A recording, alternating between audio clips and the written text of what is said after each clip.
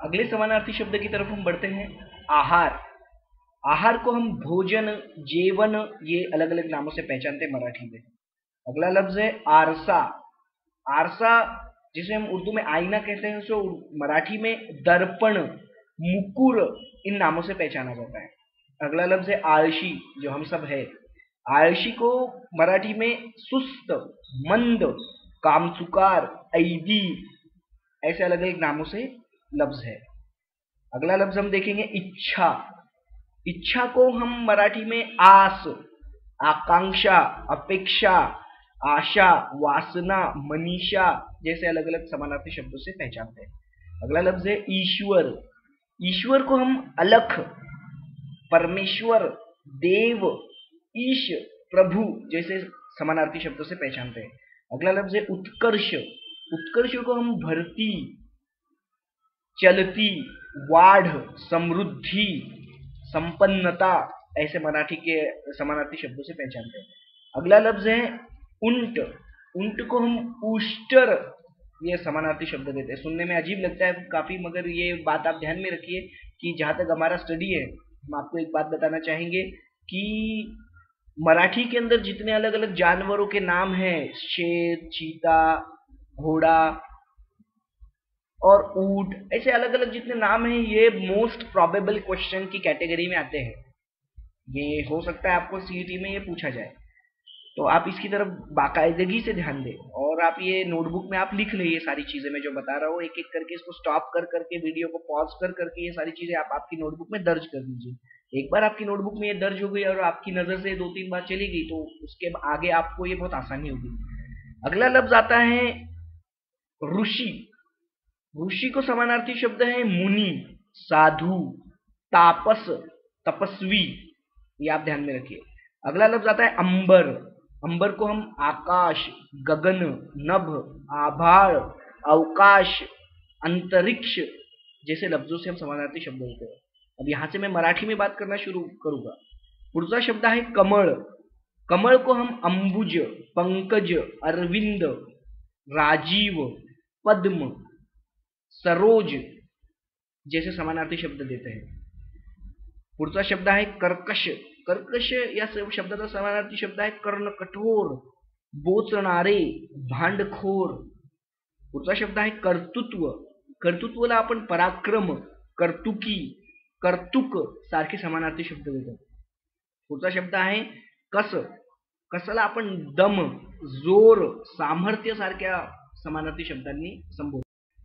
पुढच्या समानार्थी शब्दाकडे जाऊया। पुढचा शब्द आहे कावळा। कावळाला आपण मराठीमध्ये काक, एकाक्ष, वायस सारख्या शब्दांनी ओळखतो। पुढचा शब्द आहे कासव। कासवला आपण कुर्म, कच्छ या नावाने समानार्थी शब्द देतो। पुढचा शब्द आहे काळजी।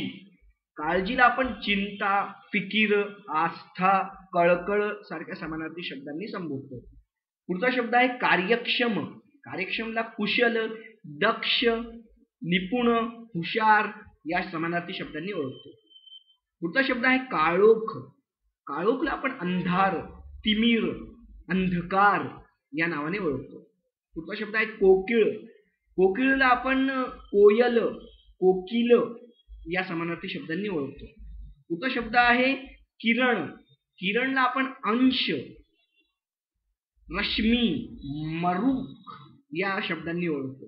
पुढचा शब्द आहे क्रीडा। क्रीडाला आपण खेळ, मनोरंजन, मौज या समानार्थी शब्दांनी ओळखतो। पुढचा शब्द आहे कौशल्य।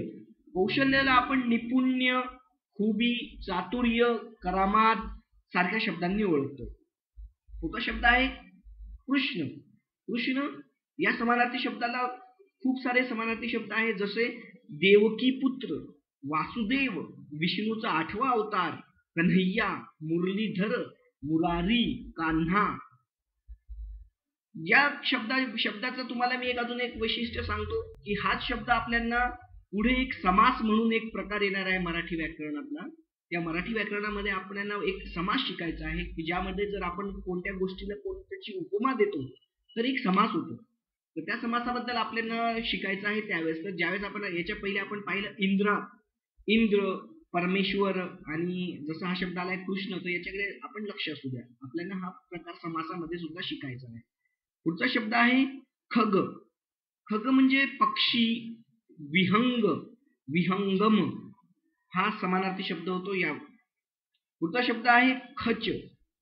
खचला ढीग, थर, रास हे समानार्थी शब्द आहे. पुढचा शब्द आहे खजिना. खजिना भांडार, तिजोरी, कोश यासारखे समानार्थी शब्द आहेत. पुढचा शब्द आहे गरुड. गरुडला खगेंद्र, ताक्ष असे शब्द आहेत. पुढचा शब्द आहे गरज. गरजला समानार्थी शब्द आहे जरुरी, आवश्यकता. पुढचा शब्द आहे गणपती. गणपतीला वेगवेगळे समानार्थी शब्द आणि परत सांगतो की एक समास पुढे जो येणार आहे आपल्याला त्याची तयारी आतापासून करून घेणं चांगलं आहे, म्हणून या शब्दाकडे खास लक्ष असू द्या. गजानन, वक्रतुंड, हेरंभ, धरणीधर, लंबोदर, गजमुख, विघ्नहर्ता, गणेश. पुढचा समानार्थी शब्द आपण पाहूया गर्दी. गर्दीला समानार्थी शब्द आहे दाटी, खच. पुढचा शब्द आपण पाहूया घर. घर या शब्दाला वेगवेगळे समानार्थी शब्द आहेत. त्यामध्ये सदन, भवन, गृह, आलय, निवास, धाम, निकेतन, आगर, भुवन यासारखे समानार्थी शब्द आहेत. पुढचा शब्द आपण पाहूया घास. घासला कवळ आणि ग्रास नावाचा समानार्थी शब्द आहे. पुढचा शब्द पाहूया चंद्र. चंद्रला आपण इंदू, शशी, विधू, सोम, हिमांशु, सुधांशु, सुधाकर, रजनीनाथ, शशांक सारख्या शब्दांनी ओळखतो. पुढचा शब्द आपण पाहूया. पुढचा शब्द आहे चांदणे. चांदणेला समानार्थी शब्द आहे कौमुदी, ज्योत्स्ना, चंद्रिका. पुढचा शब्द पाहूया जमीन. जमीनला समानार्थी शब्द आहे भू, भूमी, भुई. पुढचा शब्द आहे जरब. जरबला समानार्थी शब्द आहे दरारा, दहशत, वचक, धाक, दबदबा. पुढचा समानार्थी शब्द आहे जलाल. जलालचा समानार्थी शब्द आहे तीक्ष्ण, तिखट, कडक, तीव्र, जहाल. पुढचा शब्द आहे झाड. झाडला आपण वृक्ष म्हणतो, तरु म्हणतो, पादप म्हणतो, शाखी म्हणतो. पुढचा शब्द आहे डोके. डोकेला समानार्थी शब्द आहे शिर, मस्तक, माथा. पुढचा शब्द आहे डोळा. डोळ्याला आपण नयन, लोचन, नेत्र, अक्ष, चक्षु यासारखे समानार्थी शब्द देतो. पुढचा शब्द आहे ढग. ढगला आपण अंबुद, पयोद, घन, अभ्र, मेघ, मेघ या समानार्थी शब्दांनी ओळखतो. पुढचा शब्द आहे तलवार. तलवारला आपण खडग, समशेर या समानार्थी शब्दांनी ओळखतो. पुढचा शब्द आहे तलाव. तलाव या समानार्थी शब्दाला तटाक, सारस, कांतार यासारखे समानार्थी शब्द आहेत. आता हे कंटिन्यू तुम्ही समानार्थी शब्द ऐकतायत. तुम्ही बोर तर झाला नाहीत ना? बोर झाला असाल तर माझ्या एका प्रश्नाचं उत्तर द्या. तलाव हा शब्द आपण पाहिला, बरोबर? मला सांगा तलावामध्ये काय असतं? काय असतं तलावामध्ये? तुम्ही म्हणाला का पाणी असतं, मासे असतात, दगड असतात? नाही. द्या उत्तर याचं काय असतं. देतो तो वेळ तुम्हाला मी, पण आता कसं तुम्ही उत्तर देऊ शकणार नाही कारण आपला हे ऑनलाईन कन्व्हर्सेशन नाहीये, हे रेकॉर्डेड लेक्चर आहे. तुम्हाला सांगतो मी, जर कोणी तुम्हाला असा प्रश्न केला तलावाच्या मध्ये काय असतं तर त्याला उत्तर द्यायचं ला असतो, ला. ला म्हणजे अरे मी तुम्हाला काय विचारलं, तलावाच्या मध्ये काय असतं? तलाव, ला असतो ना मध्ये. That's right. झाले फ्रेश. पुढे जाऊया. पुढचा शब्द आहे तारुण्य. तारुण्याला आपण यौवन, जवानी यासारख्या शब्दांनी ओळखतो. पुढचा शब्द आहे तृप्ती. तृप्तीला आपण समाधान, संतोष यासारख्या समानार्थी शब्दांनी ओळखतो. पुढचा शब्द आहे तोंड. तोंडला आपण आनन, वदन, तुंड, मुख यासारख्या समानार्थी शब्दांनी ओळखतो. पुढचा शब्द आहे दशकोटी.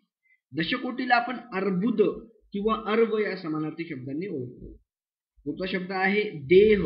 देहला आपण शरीर, तनु, तन, काया, वपू यासारख्या शब्दांनी ओळखतो. पुढचा शब्द आहे दैत्य. दैत्याला आपण राक्षस, दानव, असुर यासारख्या समानार्थी शब्दांनी ओळखतो. पुढचा शब्द घेऊया, देऊळ. देऊळला मंदिर किंवा देवालय सुद्धा म्हणतात. पुढचा शब्द आहे दिवस. दिवसला वार, दिन यासारखे समानार्थी शब्द आहेत. तुम्हाला समानार्थी शब्दांचा जर जास्तीत जास्त साठा करून ठेवायचा असेल तर जास्तीत जास्त मराठी पेपर वाचा. मराठी पेपर वाचल्याने तुमचा एक फायदा होईल की तुमचे मराठीचे शब्द साठा वाढेल आणि त्याचबरोबर तुम्हाला तुमचं जनरल नॉलेज सुद्धा वाढेल. ही एक इम्पॉर्टंट गोष्ट आहे, याच्यावर जर थोडंसं लक्ष असू द्या. आता जर मी थोडंसं जास्त मराठी बोलत असेल तर मी ते मराठी जास्त बोलणं थांबवतो आणि आपलं उर्दू परत स्टार्ट करतो. आता तुम्ही, अब जो आपने देखा यहाँ तक कि हमने बहुत सारे अलग अलग शब्द देखे, लफ्ज देखे, जिसको हमने मराठी में ट्रांसलेट किया और कोशिश की कि ये चीज़ें आप तक पहुँचाने के लिए। ऐसे ही हम अलग अलग लेक्चर्स आपके पास लाते रहेंगे और हमारी ये कोशिश है, एक छोटी सी कोशिश है, आप लोगों को एक मेन स्ट्रीम में लाना। और हम आपसे भी ये एक्सपेक्ट करेंगे, हम आपसे भी ये चाहेंगे कि आप हमारा साथ दें और आपकी जो सबसे अहम ताकत है आपकी दुआएं, वो दुआओं से हमें नवाजें। इंशाल्लाह आगे और मुलाकात होगी और अलग अलग बातें होंगी। अगला मराठी का टॉपिक रहेगा विरुद्धार्थी शब्द, और ये फौरन ही हम रिकॉर्ड करके आप तक पहुंचाएंगे। तो मिलते रहेंगे, दुआ में याद रखना। खुदा हाफिज़।